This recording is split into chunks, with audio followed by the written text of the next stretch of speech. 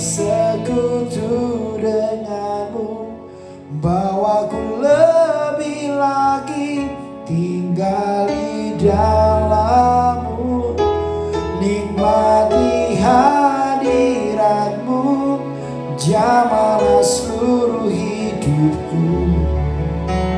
Kuasamu mengubah hidupku. I'm reaching for your hand, you hold my life in your hand. Draw me closer to you, I'll feel your power in you. Nothing compares to this place when I can see you face to face. I worship you in spirit and in truth.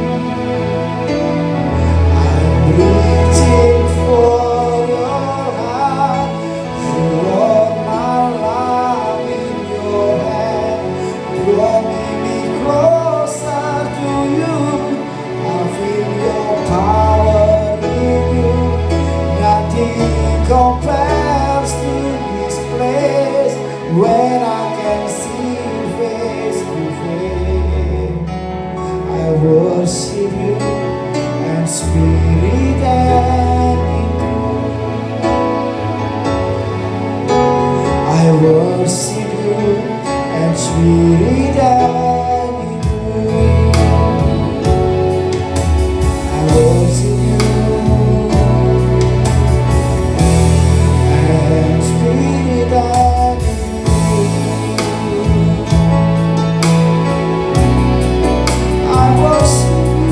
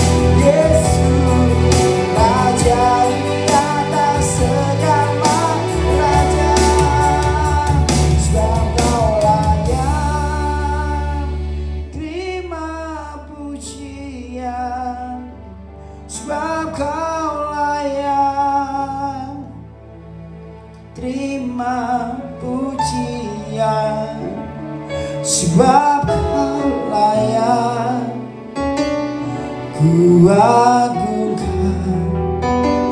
Yesus, Raja di atas segala raja, sebab Kau layak terima pujian, sebab Kau layak terima pujian, sebab Kau layak ku agungkan. Yesus, Raja di atas segala raja, sebab Kau layak terima pujian. Yesus layak terima pujian, sebab Kau layak ku agungkan. Yesus, Raja di atas segala raja, Raja di atas segala raja, Raja di atas segala raja. Terima kasih buat malam hari ini ya Tuhan. Kami mau mendengarkan firman.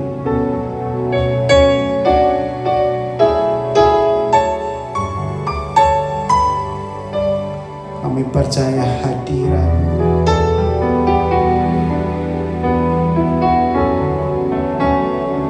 mengurapi kami, memberkati kami. Kasih setia-Mu ya Tuhan terus ada dalam hidup kami. Terima kasih Tuhan buat kebaikan. Kami sambut firman hanya dalam nama Yesus. Amin.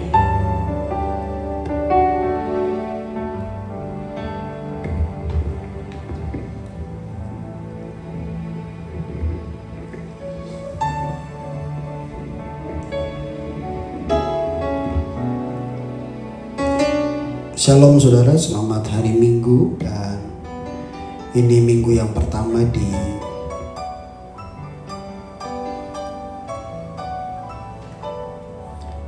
bulan Juni, dan sudah hampir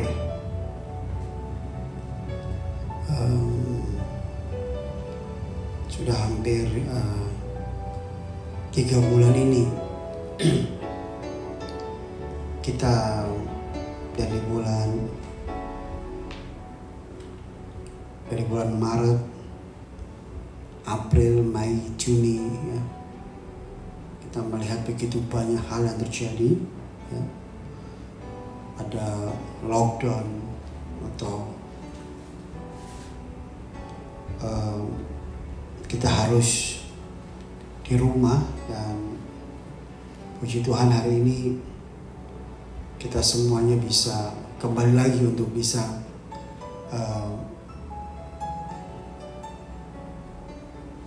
beraktivitas. Kemungkinan besar minggu depan sudah normal kembali ya, dan mungkin besok Senin sudah mulai beraktivitas kembali semua normal. Dan doa saya di new normal ini semuanya, saya berdoa semuanya baik dan sehat dan dilindungi Tuhan. Dan saya percaya kita semuanya mengalami anugerah ya. Jadi saya ucapkan sekali lagi shalom, damai sejahtera buat kita semuanya, dan Tuhan menjaga kita. Biarlah shalom Tuhan selalu menjaga kita, memberkati kita, dan melindungi kita, ya. Dan biarlah Indonesia juga mengalami pemulihan dari Tuhan. Indonesia mengalami lawatan Tuhan, mengalami berkat Tuhan, mengalami kesembuhan dari Tuhan. Dan ini menjadi doa saya. Jadi saya percaya bahwa di new normal yang kita akan lewati ke depan, kita kembali aktivitas, kembali kerja. Restoran ada beberapa yang buka dengan tata cara yang berbeda. Ibadah juga mulai di gereja masing-masing dan mulai beribadah dengan tata cara yang berbeda. Tapi biarlah itu terjadi dan biarlah semuanya untuk kemuliaan Tuhan. Dan kembali lagi saya mau katakan shalom buat semuanya, shalom buat Indonesia, shalom buat saudara, damai sejahtera, dan tidak ada ketakutan buat kita semuanya. Tuhan menjaga kita. Nah saudara, hari ini saya akan berkhotbah tentang kasih atau kuasa kasih. Kasih yang memulihkan, kasih yang mengubahkan, ya. Ternyata memang kalau kita pelajari dari setiap firman yang kita pelajari, terutama di Perjanjian Baru, sebenarnya Tuhan tuh kasih, dan pribadi Yesus pun sendiri adalah kasih, ya. Dia memberikan kasihnya supaya kita yang harusnya masuk ke dalam neraka, masuk ke dalam kebinasaan, Tuhan mengorbankan dirinya supaya dia melihat kita, membawa kita kepada hidup yang kekal. Makanya satu-satunya jalan keselamatan cuma di dalam Tuhan Yesus. Tapi saya akan khotbah dengan konteks yang berbeda tentang kasih yang mengubahkan. Dan biarlah ini menjadi berkat buat kita semua bahwa ada contoh yang luar biasa tentang kasih, ya. Jadi ada kuasa yang powerful waktu kita memberikan kasih. Jadi kemarin saya berkhotbah begitu banyak tentang kuasa berbahasa roh, kuasa berdoa. Nanti saya akan berkhotbah lagi tentang kuasa pujian penyembahan, kuasa Pentakosta, kuasa urapan Tuhan. Dan ini hari ini saya berkhotbah dengan tema yang berbeda dengan tema seri, yaitu kuasa kasih. Jadi ada banyak kuasa. Jadi nanti kita akan mendengar lagi mungkin minggu depan kalau Tuhan izinkan saya akan berkhotbah tentang kuasa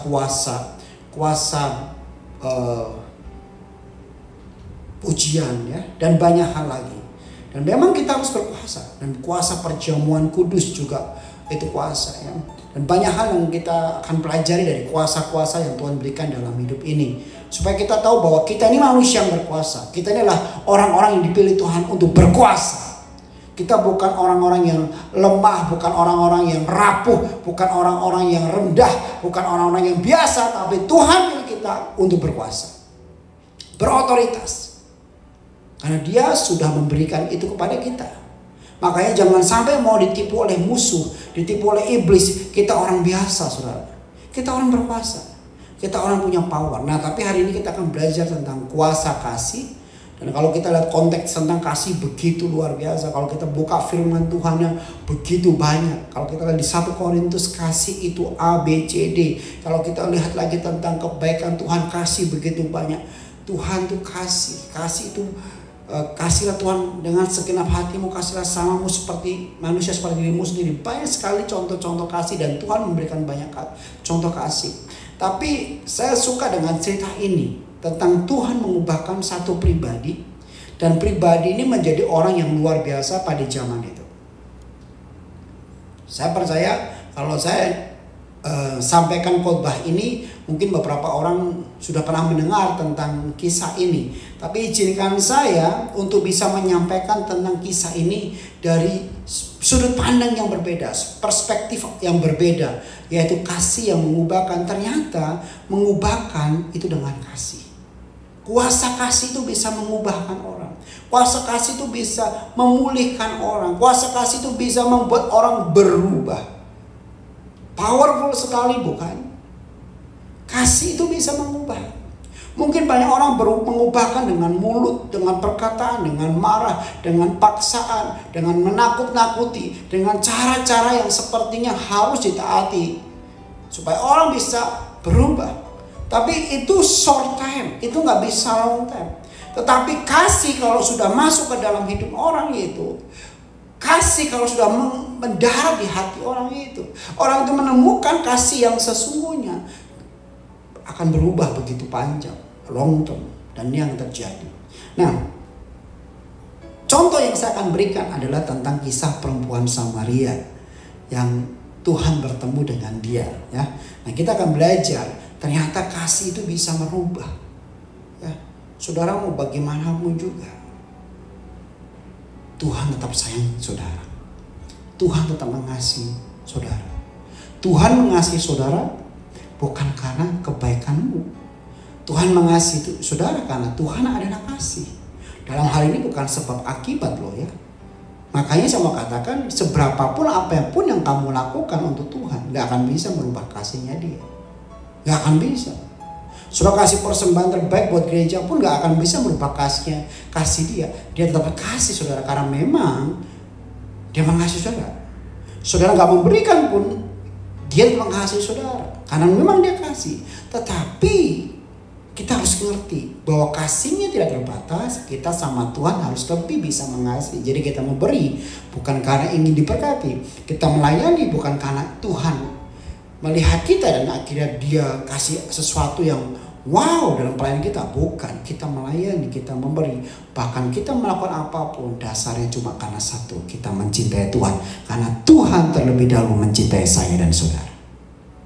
Itu harus menjadi sebuah pedoman dalam hidup kita. Gak ada ukuran apapun yang membuat kita bisa membanggakan diri dalam sebuah hidup ini. Nah, mari kita buka tentang kisah perempuan Samaria. Yohanes pasal 4 ayat 4. Yohanes pasal 4 ayat 4.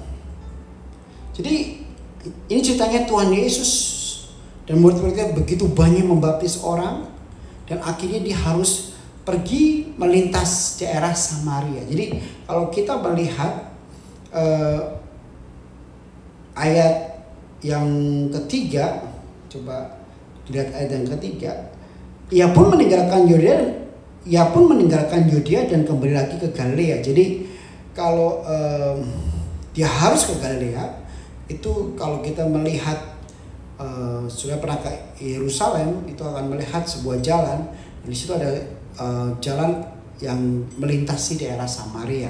Nah, waktu dia ingin pulang ke Galilea, ayat yang keempat dikatakan ia harus melintasi daerah Samaria.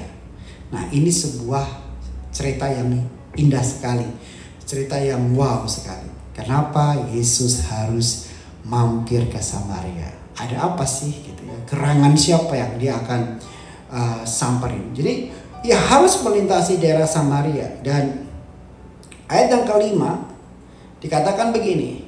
Maka sampailah ia ke sebuah kota di Samaria yang bernama Sikar, dekat tanah yang diberikan Yakub dahulu kepada anaknya Yusuf.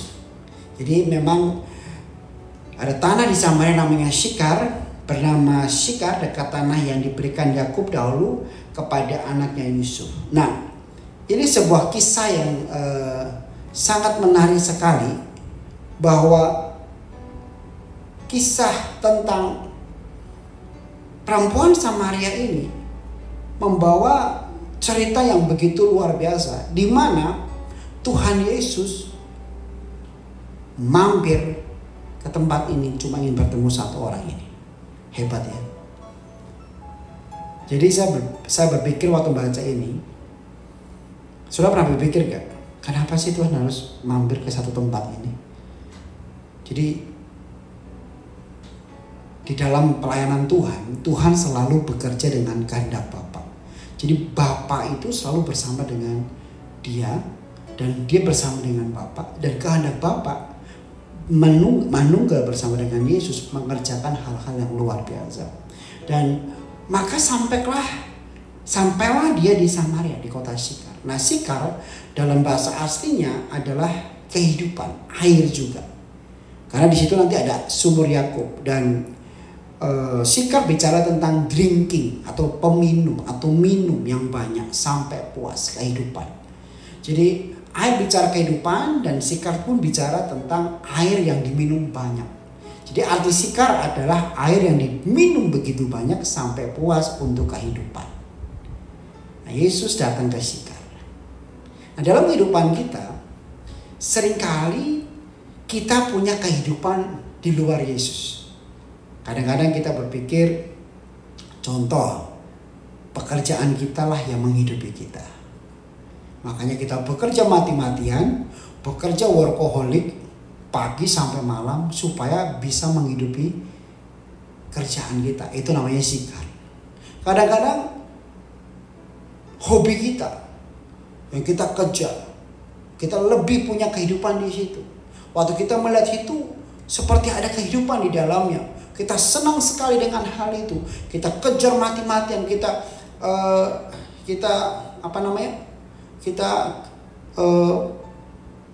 bisa nggak tidur.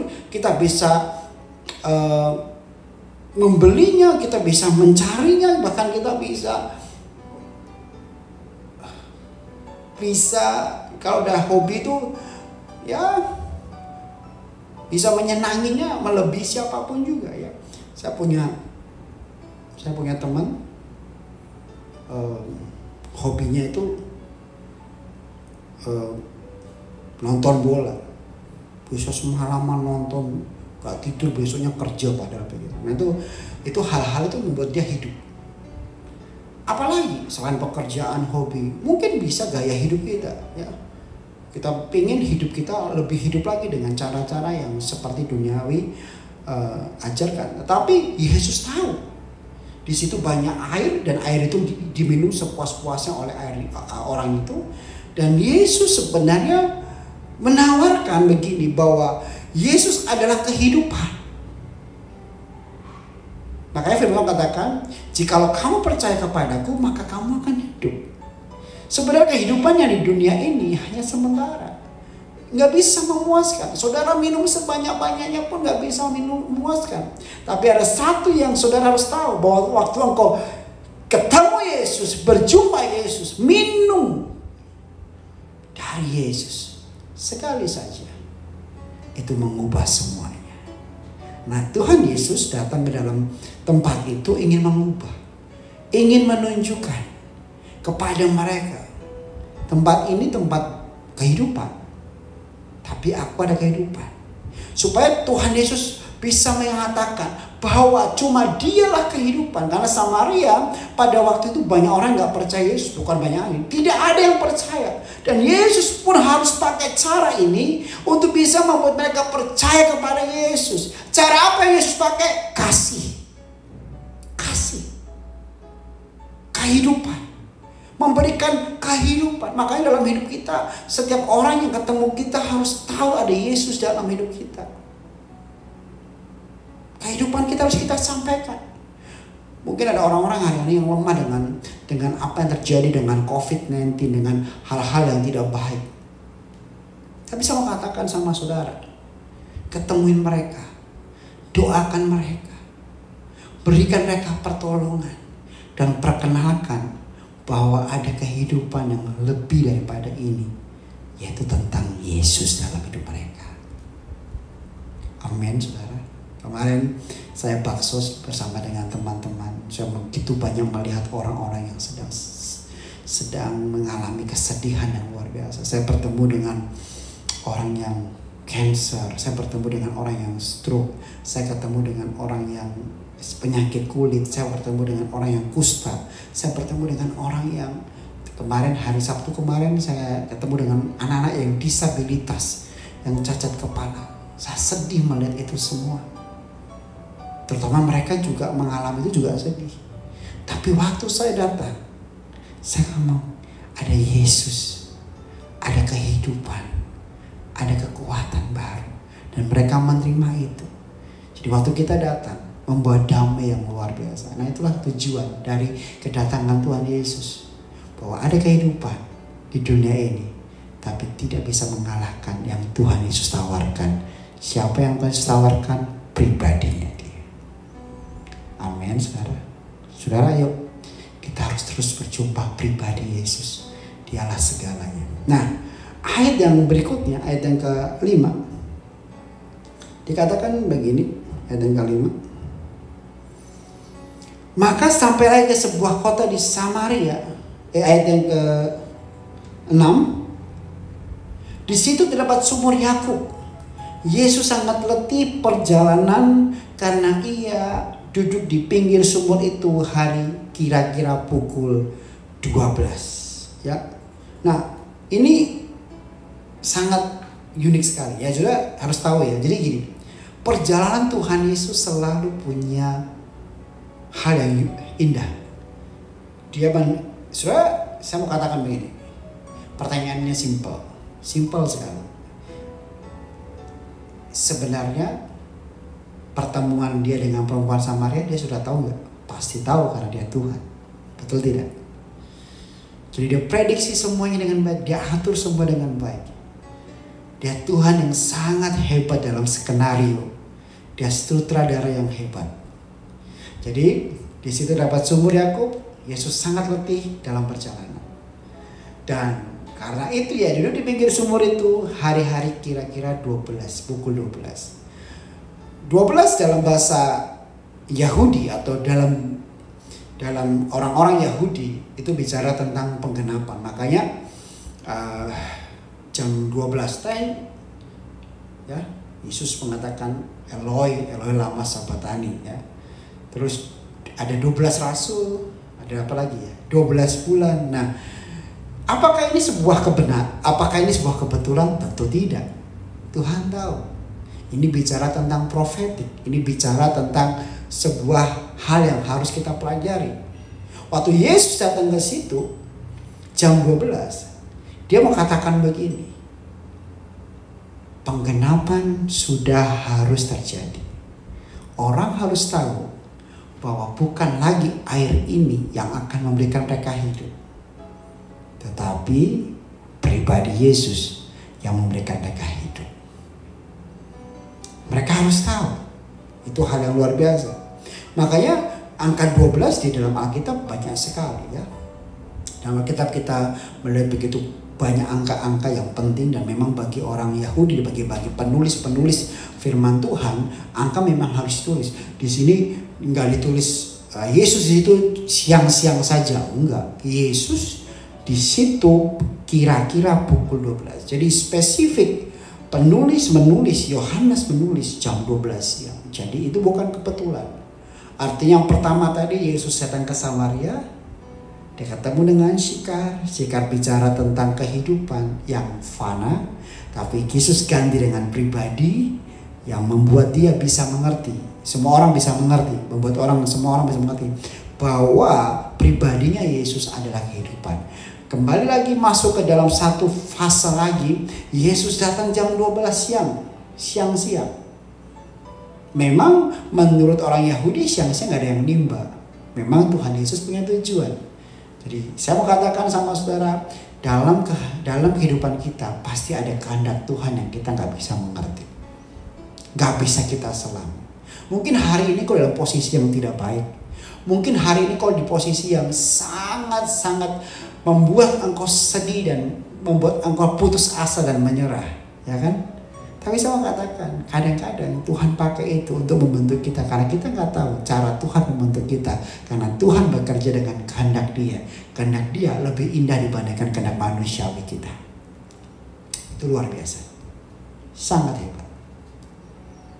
Nanti kita pelajari lebih dalam lagi sebuah cerita yang sangat hebat sekali, di mana Tuhan bertemu dengan perempuan Samaria dan dia melihat kasih yang sejati, kasih Yesus.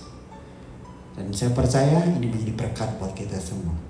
Ayat yang berikutnya, maka datanglah seorang perempuan Samaria hendak menimba air.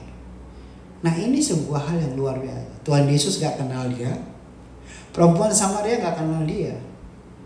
Semuanya sama-sama. Dan bukan satu kebetulan. Kalau kita nanti pelajari, murid-muridnya pergi cari makan, dan memang Tuhan izinkan murid-muridnya pergi cari makan. Karena kalau sampai murid-muridnya tahu, karena murid-muridnya kan orang Yahudi ya, orang Yahudi itu biasanya kepo. Biasanya orang Yahudi itu dengan orang Samaria itu gak suka. Nanti karena ada perempuan Samaria mengatakan, kamu kan Yahudi.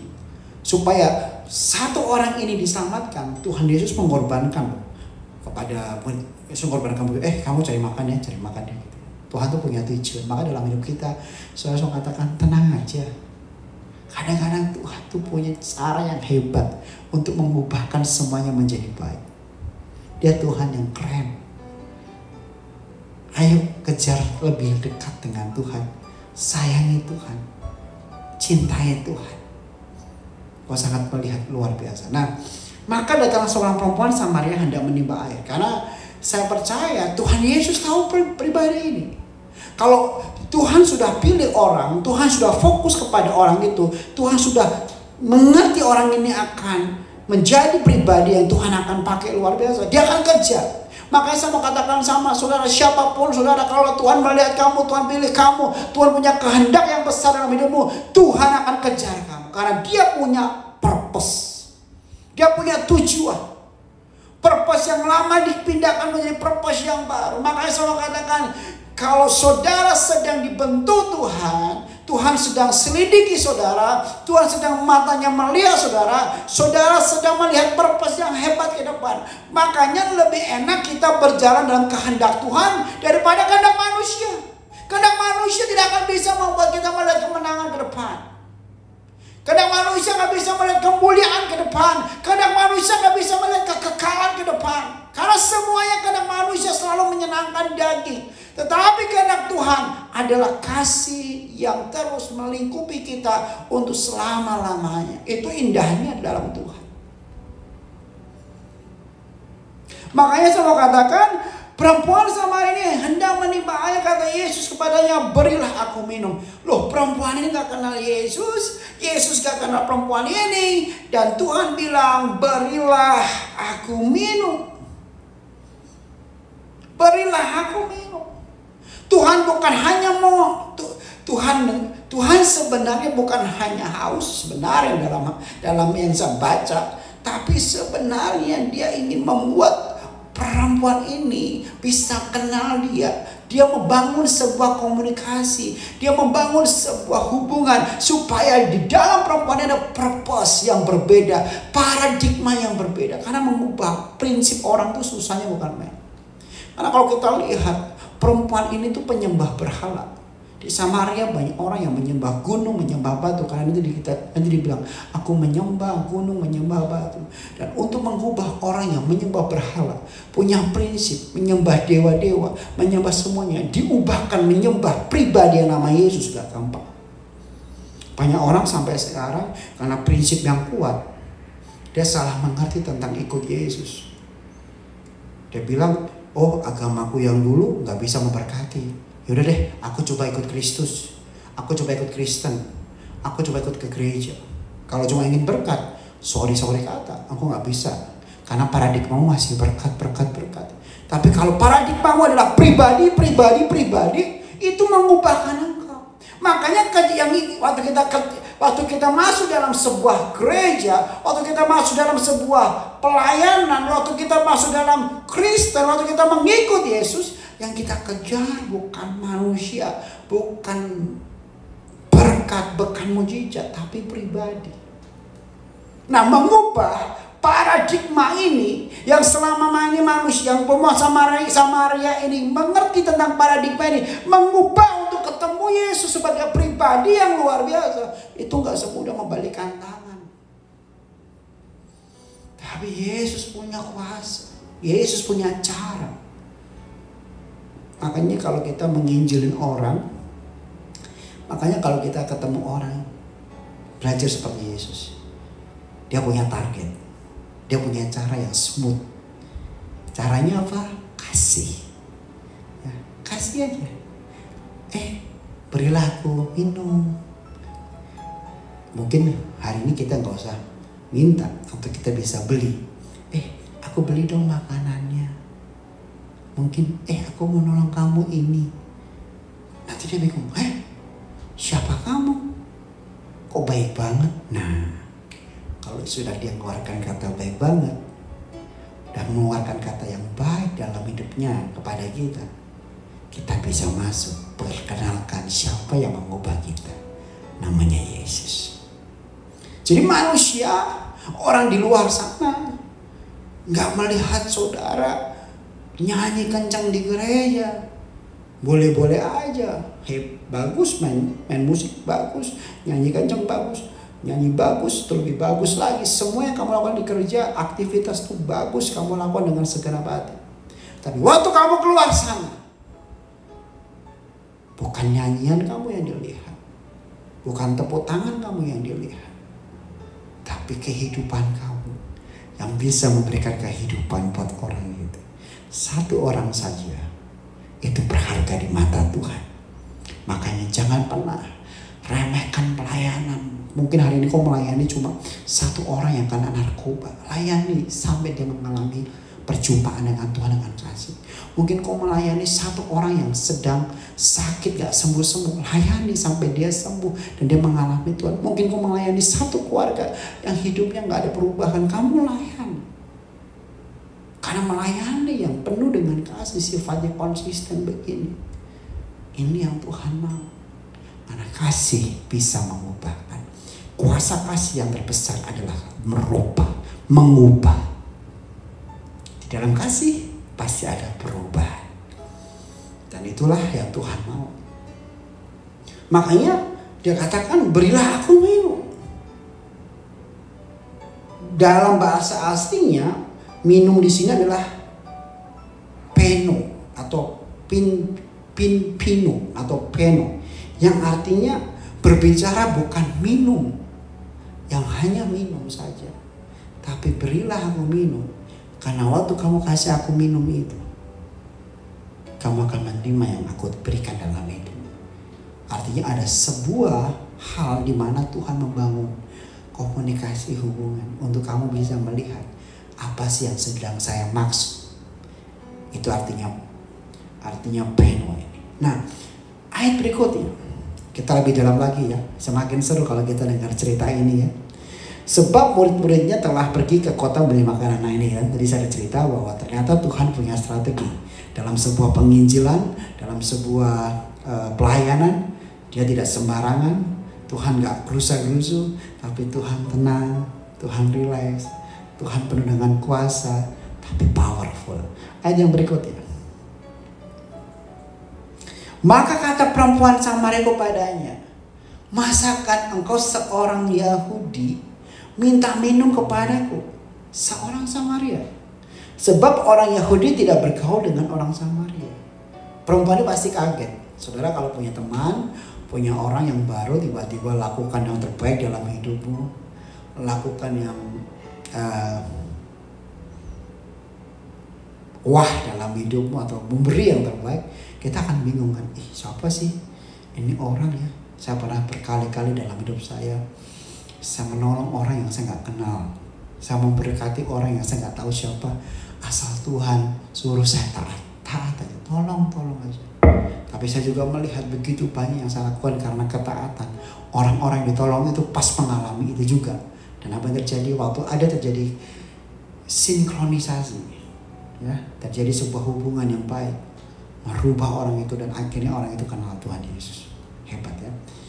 Dia bingung, siapa kamu? Nah, ayat yang berikutnya. Dia bilang, jawab Yesus kepadanya, jikalau engkau tahu tentang karunia Tuhan dan siapakah dia yang berkata kepadamu, berilah aku minum, niscaya engkau telah meminta kepadanya dan ia telah memberikan kepadamu air hidup. Ayat yang berikutnya. Katanya perempuan itu kepadanya, Tuhan, engkau tidak punya timba dan sumur ini amat dalam. Dari mana aku memperoleh air hidup itu? Ayat yang berikutnya. Adakah engkau lebih besar daripada bapa kami Yakub yang berikan sumur kepada kami dan yang telah minum sendiri dari dalamnya, ia serta anaknya dan ternak-ternaknya? Ayat yang berikutnya. Jawab Yesus kepadanya, barang siapa minum air ini, ia akan haus lagi. Ayat yang berikutnya. Tetapi barang siapa minum air yang akan kuberikan kepadanya, ia tidak akan haus untuk selama-lamanya. Sebaliknya, air yang akan kuberikan kepadanya akan menjadi mata air di dalam dirinya yang terus-menerus memancar sampai kepada hidup yang kekal. Wow, hebat, luar biasa. Yesus mengubahkan paradigma perempuan ini. Dia bingung, air apa yang kamu tawarkan? Karena itu Sikar. Orang tahu itu sumber mata air yang luar biasa. Tapi Yesus tahu perempuan ini perlu Yesus. Karena kalau kita pelajari sampai firman di bawah, saya nggak bisa khotbah semuanya karena kita perlu waktu yang cukup sedikit panjang. Cuma ini karena di acara live ini kurang lebih 40 menit, saya persingkat aja. Perempuan ini hidupnya tidak baik, hidup dalam hal yang tidak baik. Dia punya suami 5 yang tidak bersama dengan dia, bukan suami dia, jadi total 6 ya. Jadi kalau kita pelajari saudara, ini sesuatu yang tidak baik. Perempuan ini terima dari orang, mungkin dia disakiti, mungkin dia mengalami hal yang tidak baik, mungkin dia mengalami kepahitan. Ya, saudara bayangkan aja kalau seumpama orang menikah 5 kali ya. Saya harus cek lagi.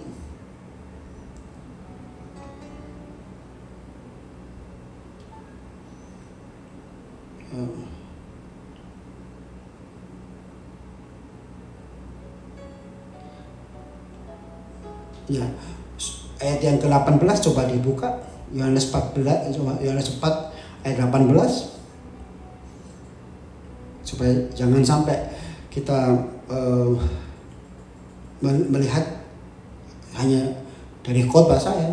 Sebab engkau sudah mempunyai 5 suami, dan yang ada sekarang padamu bukanlah suamimu, dan hal ini engkau berkata benar dalam hal ini. Jadi bayangkan dia punya 5 dan 1 selingkuhan, 1 orang yang kumpul kebo kalau bahasa saya mikir ya, saya tutup layar. Saya mikir, waktu Tuhan ketemu perempuan ini, Tuhan tahu gak siapa dia? Tahu. Bagi manusia ini perempuan rendah sekali, najis sekali.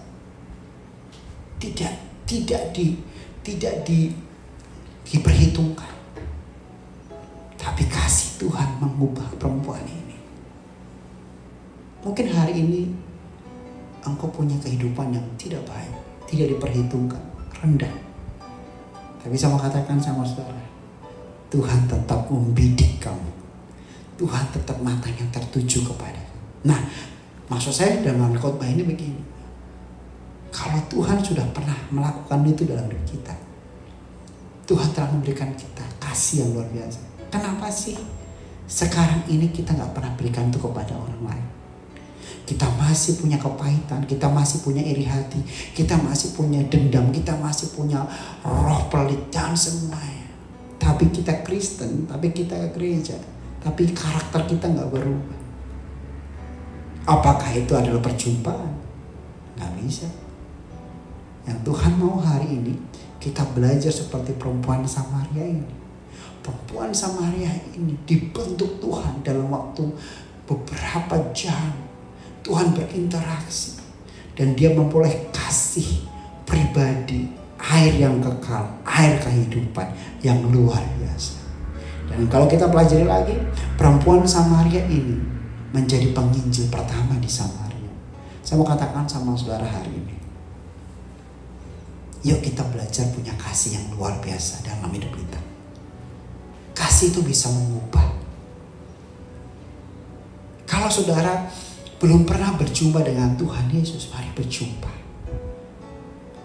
Engkau akan mengalami orang yang berbeda. Keintiman cintamu sama Tuhan membuat engkau akan bisa melihat begitu banyak hal yang luar biasa. Doa saya hari ini, engkau semua mengalami kasih itu. Amin saudara.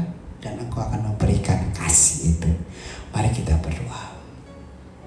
Seperti perempuan Samaria yang menerima kasih, demikianlah hidup kami Tuhan menerima kasih. Supaya kami bisa mengubahkan banyak orang di luar sana. Di luar sana gak perlu teologi kami. Di luar sana gak perlu kepintaran kami. Di luar sana gak perlu orang-orang di luar sana yang belum mengenal Tuhan. Gak perlu kehebatan kami. Tapi mereka perlu kasih Yesus.